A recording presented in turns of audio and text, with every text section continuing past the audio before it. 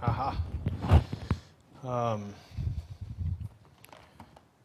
was running around looking for my notes. I think I could preach this one without notes, but I'm glad I found them. We are in Proverbs 25 tonight. Proverbs 25.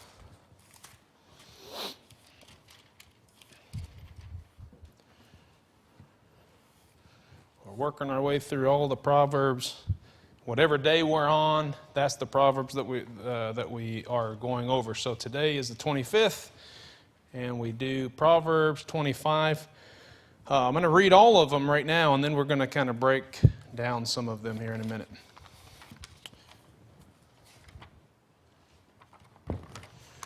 Okay.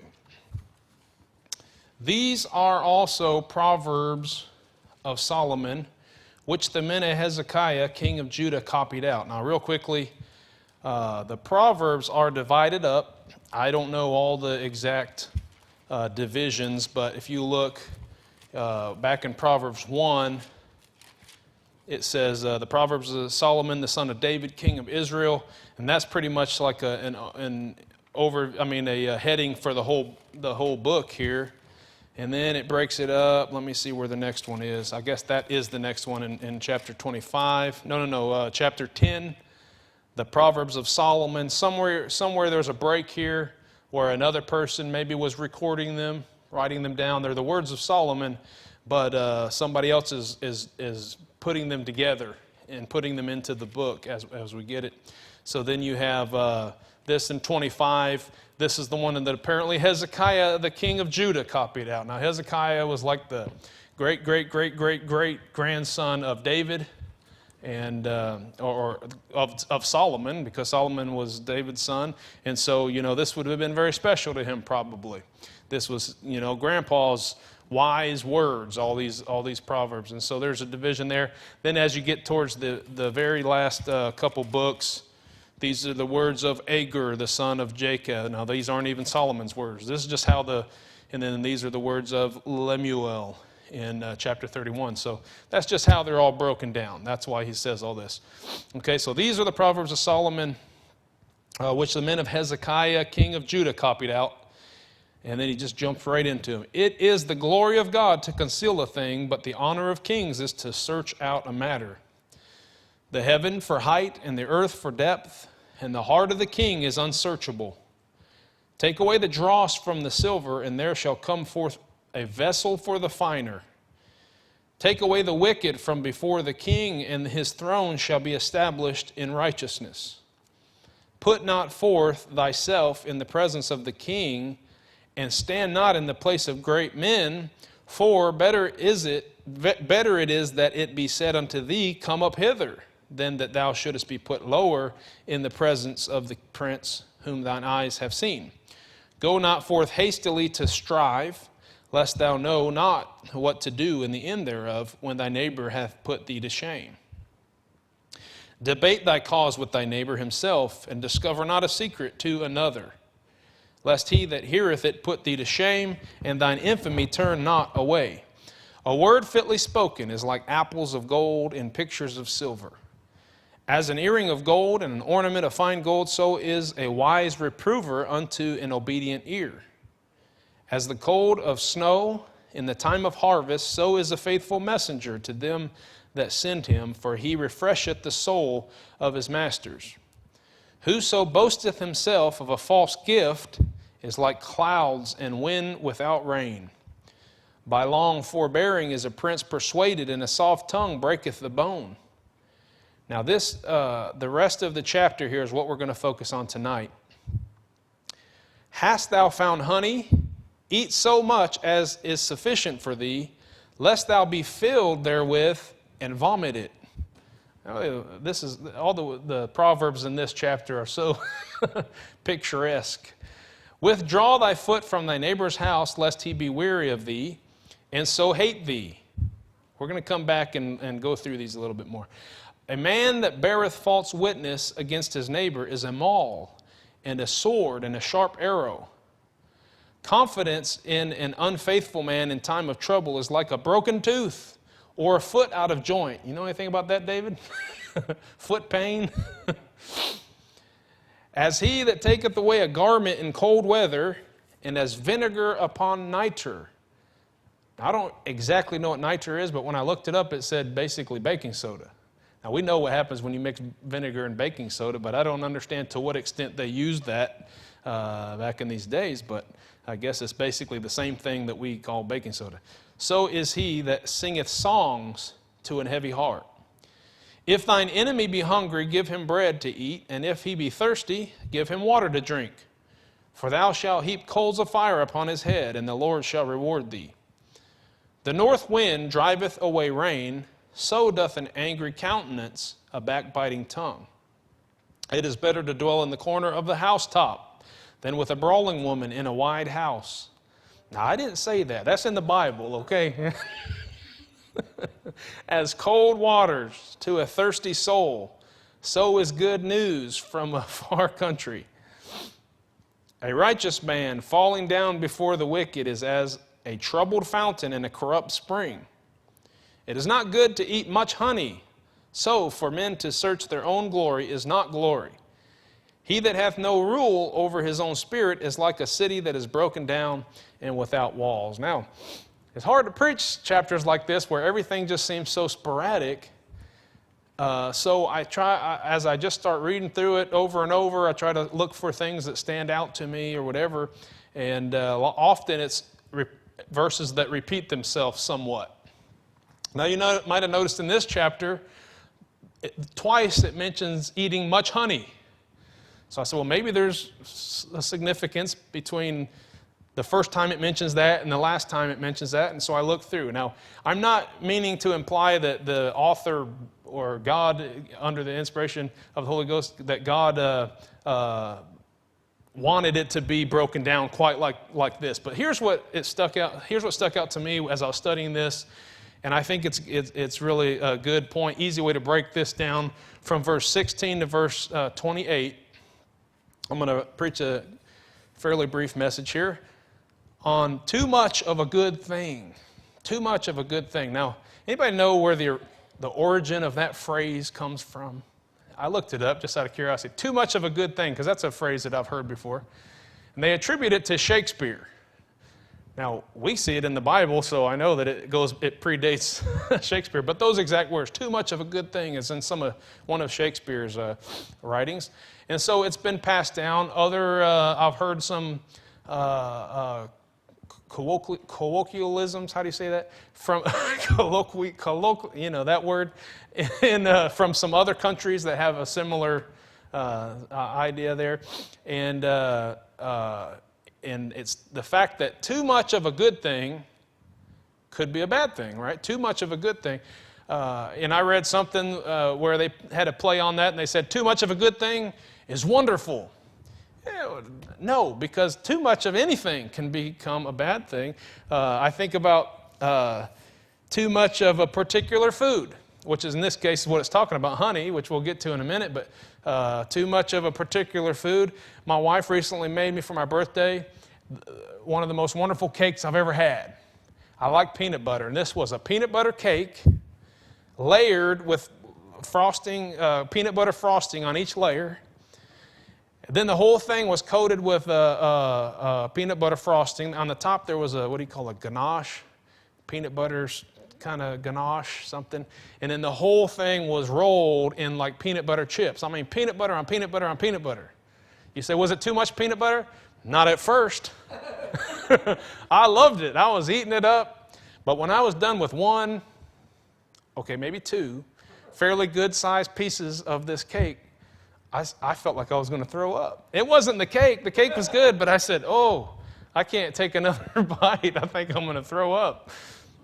Blood maybe have something to do with the milk and the coffee that went with it, or all the food I ate before it. I don't know, but I was starting to feel sick. And you could probably relate to that. People have, I've heard stories. I know this is from my sister. When she was little, to this day, she hates bologna.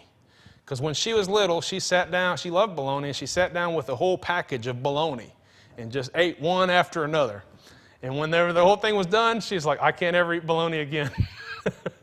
Now, that doesn't always happen, because you think about I've heard of people, I want to say my dad has a story like this from whenever he was little, but he got caught smoking. And they said, oh, you're not supposed to be smoking. You think you're going to smoke, huh? I'll teach you. And so they make them like smoke a whole pack right in front of them. And they thought, oh, that'll help them. No, now they're addicted to the thing, right? So that doesn't always work. But eating too much of something. My dad also said whenever he was little, he loved ketchup. And so one day he said, I'm just going to drink some ketchup. I guess like V8, like a real thick V8, right? He drank it. He said, to this day, I can't stand ketchup. I'll never eat ketchup again. Because too much of a good thing can be a bad thing. Too much salt. I like salt in my food, but if somebody stubs their toe and gets too much salt in there, it's kind of hard to eat. Unless you got some mashed potatoes to go with it, like that ham the other day. It was... I'm getting hungry. I better stop talking about food. So let's move on here. So in the Bible, in this passage of Scripture, from 16 down, I believe there are 6 things. Now, 6 points is a lot of points to make in the message, but they're going to go pretty fast. I believe there are 6 things that in this passage of Scripture, it says, it's teaching us that too much of these things is a bad thing. All right, so I'm going to jump right into it, starting in verse 17. I'm going to go ahead and read the verse about honey again. Hast thou found honey? Eat so much as is sufficient for thee, lest thou be filled therewith and vomit it. Okay, now look at this one. Withdraw thy foot from thy neighbor's house, lest he be weary of thee, and so hate thee. Now that sounds kind of cruel, but I think all of us can relate to somebody maybe who's overstayed their welcome. And you don't want to be on the side that says, that's rude and tell somebody. But I think the purpose of the message, what I would want to get across is we should try to make sure that we never do that. Now, and that's not to say company is good, all right? And so this is the point. Company is good.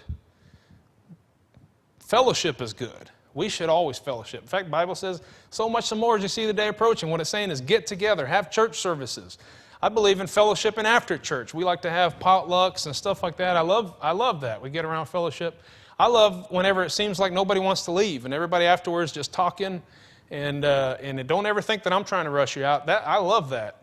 Or they stand right outside the door, but everyone's talking. That's great. Fellowship is good. And you have somebody over to your house maybe on a Sunday afternoon, that would be great. Sunday night after church, whatever, I think fellowship is good. But we all know that there can be a time when somebody, okay, it's time for you to leave. I've had people over till really early, like 1, 2 o'clock in the morning, and we're talking, and you're giving every hint you can. You're just like, oh, well, getting kind of late, isn't it? Yeah. And then they just keep talking. Now, I've been guilty of it myself, so understand me now. This is for me as well. We have to realize there is a time when we could have too much of company, too many phone calls. Somebody just always wants to call you or text you, and you're like, okay, calls and texts are good, but you kind of overstepping your, your liberty, taking advantage of that phrase, what's mine is yours, or make yourself at home. Now, they're my in-laws, so I'm sure the story is completely different. But I got to a point, when I was first, dating Valerie, I was always, I asked before I do anything, and it was almost like overly cautious to do that. Now I go to their house, and I'm in my slippers, and I go right in there, I open up the refrigerator, see what they got, and that's okay because they're my in-laws. But you don't want to be so comfortable like that around people.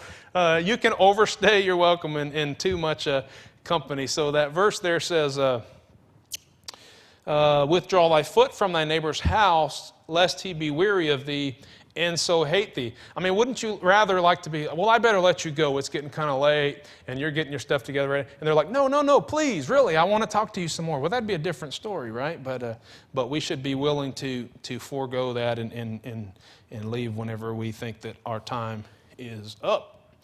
Verse 19, I'm going to skip over 18, I'll bring it up later. Verse 19, oh, by the way, all these start with C. I don't always try to do that, but I like it whenever it works out that way. All these, if you're writing it down or something, it'll be easier to keep track. They all start with C's. Too much company.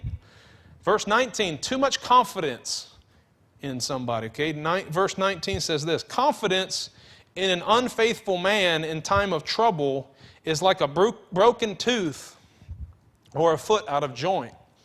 Now, it's a good thing to give others the benefit of the doubt. It's a good thing to have confidence in somebody, to trust them, allow them to do their job,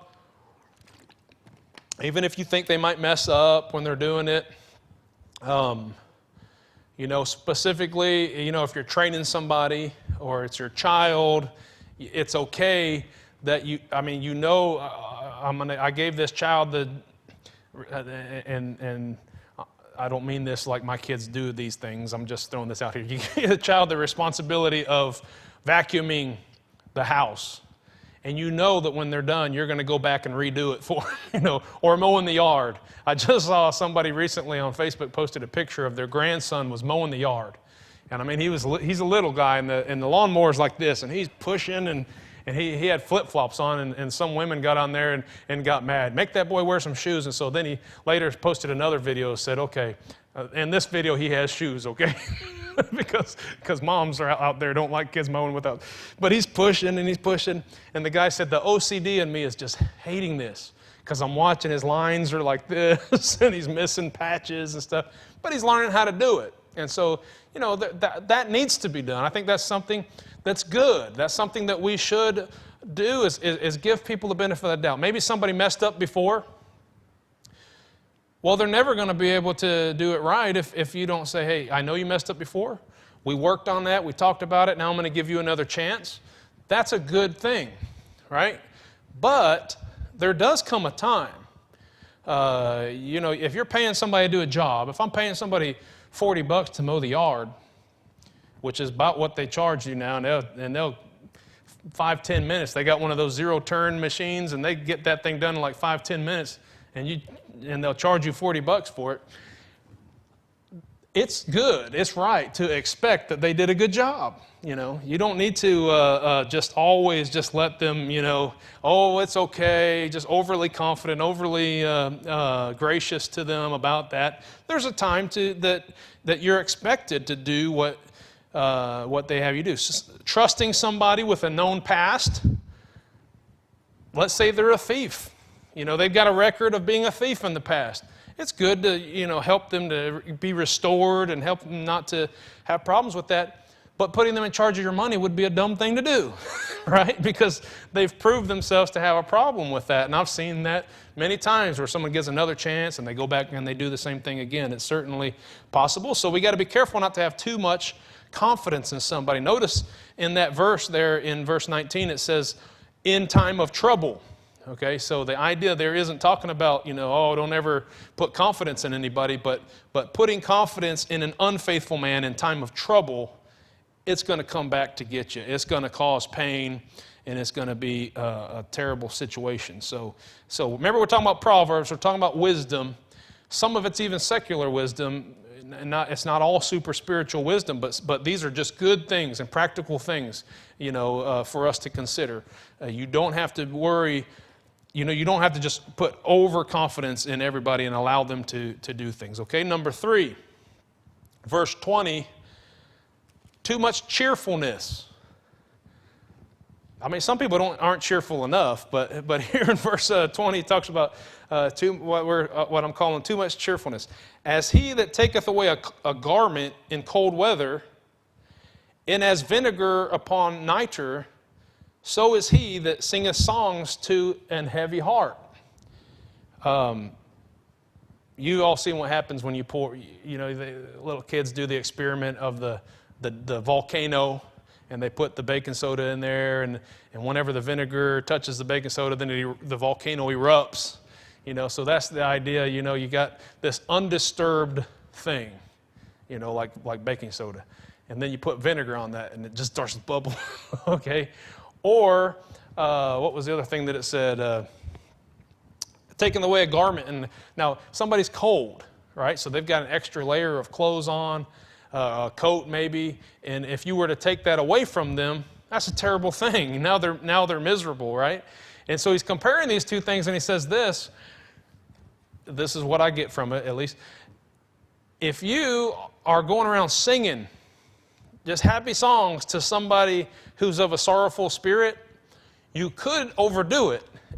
And you could be like this situation, like taking a coat from somebody who's cold, okay?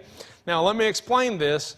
Proverbs 17:22, why don't you go back there a couple chapters here. Proverbs 17:22 says this, a merry heart doeth good like a medicine, but a broken spirit drieth the bones. So there's nothing wrong with trying to cheer somebody up. That's good. If somebody's down and depressed and we're trying to cheer them up, we're trying to help them out, that's good. But what we're saying here tonight is that too much of a good thing can be bad, okay? So how about this?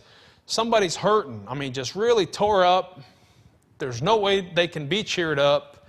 And you kind of just going up with this annoying smile. It can happen. You can do that. I'll never forget. I think I shared this once before. My best friend, I mean, we never got in fights. We always got along. And my best friend growing up, one time he was having problems with his dad at home, and his dad was just made him mad. And he was out there just so upset. And I remember just sitting there with him, kind of like one of Job's friends, just like waiting for the right time to say something. And I don't remember if I was whistling or what, but I remember he just got so mad at me.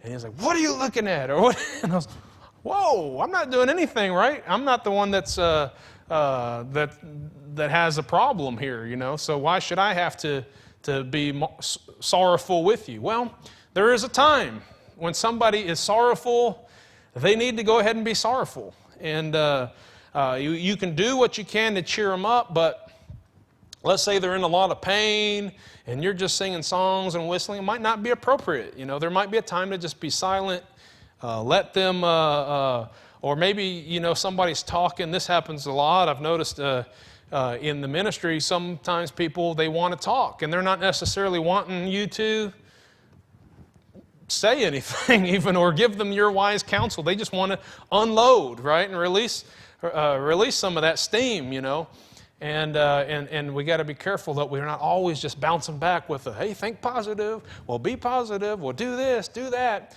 It could maybe just not be what they need to hear. So talking to positively, I know that sounds bad because we know that that's a good thing, but what we're talking about is too much of a good thing, all right? So let's move to the next one.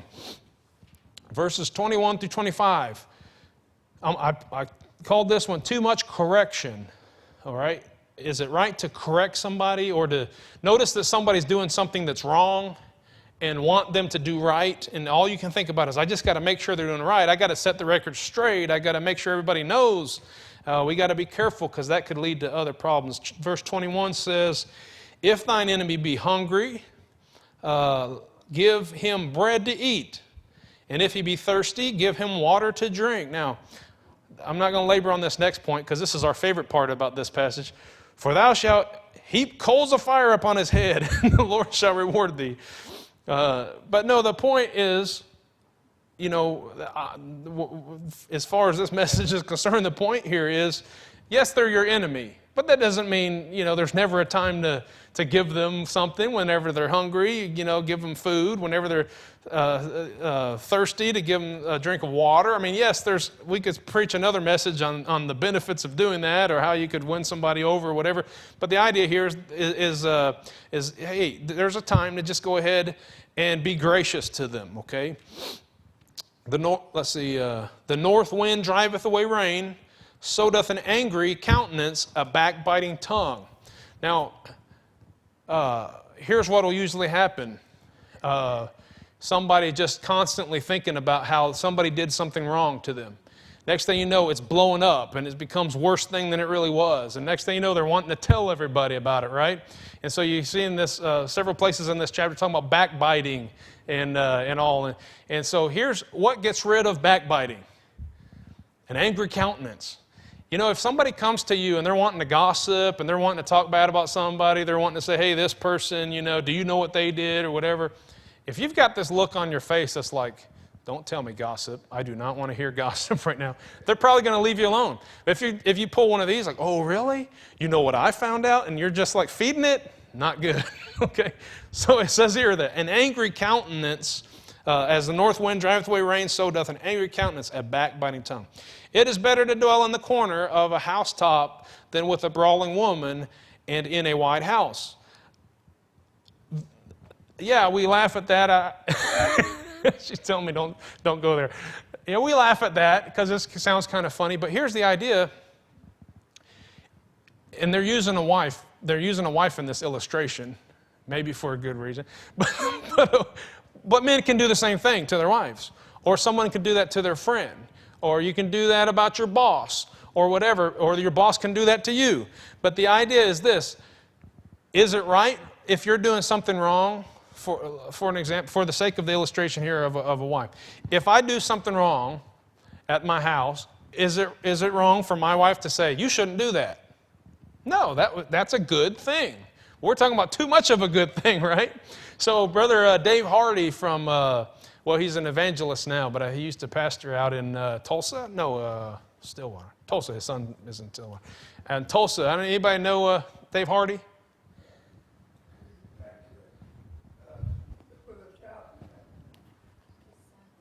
Yeah, his son. I know his son is another Hardy, Wayne Hardy. But anyway, he said this one time, and at first I didn't quite get it. But he told his wife when they got married. He said, you can tell me anything you want once, something along that line. You can tell me anything. If I need to hear it, I appreciate it. I want to hear it. If I'm done wrong, you can tell me I did wrong, whatever he said, but do it one time. And the reason he said, and that sounds maybe a little cold, but the reason he said that is because after a while it becomes like nagging, becomes like, there's another thing that talks about the dripping. After a while it's like, stop it. It can be that way. And so we don't want to get to that point. Is it right to correct somebody that did something wrong? Yeah. Is it wrong? Is it right to tell them, hey, what they did was wrong or whatever? Yeah, but here's what happens when you keep saying it over and over and over, and then they don't listen to you. My wife doesn't do this, by the way. Everyone keeps looking to see her reaction. She's good about this. She doesn't nag me. But and they just keep on going. Here's what happened. Next thing you know, the guy is like avoiding the wife because she's always, and he's avoiding her. He doesn't want anything to do with her. He's trying to find ways to get away. I do get away a lot, but that's not right. And so that can happen. So what? So now what? Now he's not there anymore for her to nag. So he talks to her friend. You know what my husband does, and I keep telling him this and that. Now it's backbiting. Now it's all these other things that we're seeing in this passage. And so as far back as let me see here, I skipped that one verse, false witness. I'm going to throw that in here. A man, in verse 18, a man that beareth false witness against his neighbor is a maul, a sword, a sharp arrow. He's doing damage to somebody by just bearing false witness and doing this. Okay, and then we talked about backbiting in verse 23. In 24, we talked about this brawling woman and talked about nagging and all. So, as cold water to a thirsty soul, so is good news from a far country, right? We want good news in our conversation, not just always bad stuff about people and whatever. So it's good to correct somebody, but too much of a good thing is a problem. The Bible does tell us to speak the truth in love.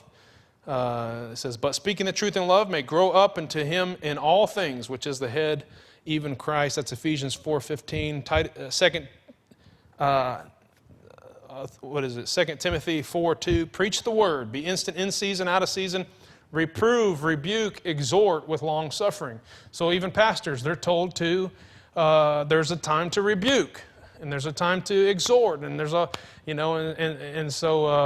even a pastor can get to the point where it's like, all right, you preach on that every service, and you keep hammering it, and we don't want to hear it anymore. And so this is a wise thing about not having too much of this. Okay, moving on down the list, number 5. I wrote on this one, too much conceding. All right, look at verse 26. A righteous man falling down before the wicked is as a troubled fountain and a corrupt spring. I mean, you think about going to a spring, you're thirsty, this water looks sweet and wonderful, and you go to get a drink of it, and it's nasty, it's really bad. Well, that would be the equivalent of a righteous person just falling down before the wicked all the time, all right? And this is the way I took this when I read it, is it bad to yield to others? No, it's not. It's a good thing. The Bible talks over and over about how we should be meek. That's the key word, I think, is meek. Moses, the Bible says, is one of the meekest men. Now, next to Jesus, I'd say Jesus was the meekest, right? But Moses was a meek man. And here's what that means. That means Moses could have whooped Korah. When Korah came to him with his complaints or whatever, Moses was a strong man. He was a mighty man. He was a well-trained, probably military man. Probably could have whooped Korah or anybody else that came up to him and complained. In fact, you see what happens when he gets mad and he makes the people drink the golden calf. He crushes it in powder and makes. Only a strong man, a mighty man, would be able to make people do that, right? He's a strong man, but the reason the Bible says he's meek is because even though he was capable of doing this, he chose not to, okay? Some people are really good with cutting somebody down with their words. They're very witty. They're very, they could just really cut you down. And sometimes maybe that's even fun to get the upper hand in a debate or something like that. But we've got to be careful that we don't get to the point where we're always doing that. We should be meek. We could say something right here that would really cut you down. I got something on you. I could really cut you down. But because God wants me to be meek, I'm going to reserve that. So that's a good thing, right? But we don't want to get to the point where we're just always just letting people get away with stuff, letting the wicked just continue being wicked, and the Christians like, no, I need to be meek. I need to be humble. I can't say anything. No, there's a time where we need to correct. There's a time where we need to speak out. So we don't want to just concede to the point of just letting other people do whatever they want. I told you I was going to download an MP3. How many know what that MP3 is? An MP3 file of the Art of War, because we're talking about that in Sunday nights, knowing the enemy.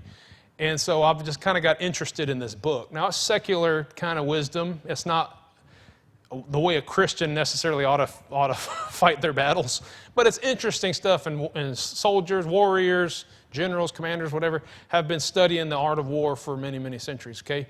And so I was listening to that while I was running. I was listening to the Art of War, just an audio book. Somebody's reading it out loud, and he said one of the things in there was talking about the commander of an army or whatever.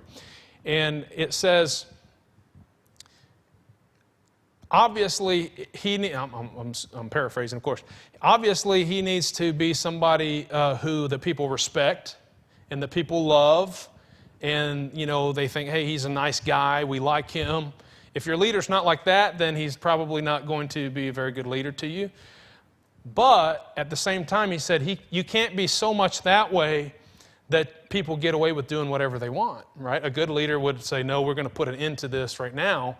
He says, if not, in the way that he said it in the Chinese culture, was that they'll become spoiled brats. So you'll have an army full of people that just always get their way, always want, you know what I mean? Because he never laid down the law and told them and put a stop to that, okay?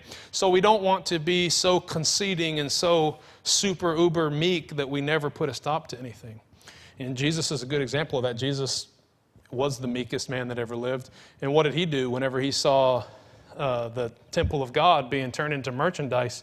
He fashioned himself a whip, drove them out of there, turned over the money changers' tables, and took care of business. He's still a meek man, obviously. You think of all that he put up with. He is still meek, but he wasn't overly conceding, okay? And then the sixth point is this. Too much conceit. I probably could have found a better word, but I started with C. Too much conceit, all right? Now, conceit doesn't necessarily mean conceited in the sense of just always thinking about yourself. And I would say even to have a good image of yourself, to know what you're capable of doing, and be willing to know what you can do and what you have done is not bad.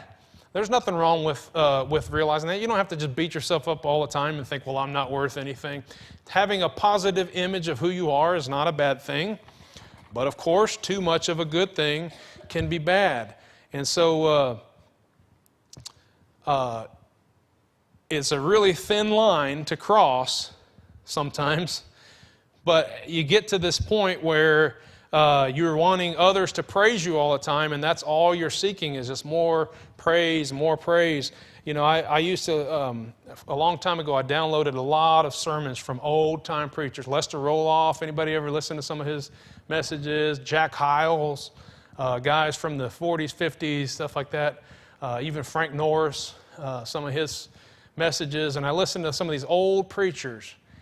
And it was weird because one message, they'd just be humble, spirit-filled. The preaching was just like, oh man, I can see why this was one of the great men of God. Just such a wonderful preacher. I mean, he just really fed the Bible and he did all that. And then I'd listen to another message and I was really turned off because the whole message would be like, and I did this, and over my years of ministry, I was won this many people to the Lord, and I did this, and I built this great empire, and all the talking was just like the head. You could almost see it. And I thought, oh man, God's going to bring this guy down, if he keeps on doing that way. And then the next message would be just great, humble, and it was just like up and down. And we had to be careful sometimes, like know what you're capable of, know what God's blessed you with, and what you're able to do to use it for Him. It's kind of popular to in churches for people to say, hey, let's all recognize what our talent is, our ability that God's given us. Some people have the gift of helps where they can help people. Some people have the gift of teaching. Some people have the gift, what they call a gift of prophecy, or basically a gift of preaching the Bible and sharing the truth of the Bible. The gift of giving, and the gift of, there's all these gifts. And some churches will say, hey, we need to recognize what our gifts are. That's not bad. It's not bad to say, well, I think I have an ability to teach. If I know something, I want other people to know it, and I just feel like that's the gift God's given me. I need to work on that more. You recognize where that is. That's good. But then there's a thin line where all of a sudden you're like, well, I want them to tell me how good I am at this. I want to be recognized some more, okay? And so look at this. It says in verse 27, it is not good to eat much honey, so for men to search their own glory is not glory. Right? Let another man praise you, and not you yourself, is what the Bible says. In fact, elsewhere in the chapter at the beginning, he said, put forth not yourself, in verse 6, in the presence of a king, and stand not in the place of great man. He's saying, why would you want to go and present yourself as something high? That's only setting yourself up to be chopped down, right? But if you'll take the lower seat, and then somebody says, no, come up here. That's glory, right? But it's not glory if somebody's given themselves the glory. It's just like eating too much honey. Well, honey's good, but not if you eat too much of it, right? So too much of a good thing can be a bad thing. Let's go to the Lord in prayer. Lord, we love you. If there's one thing, Lord, that we can't get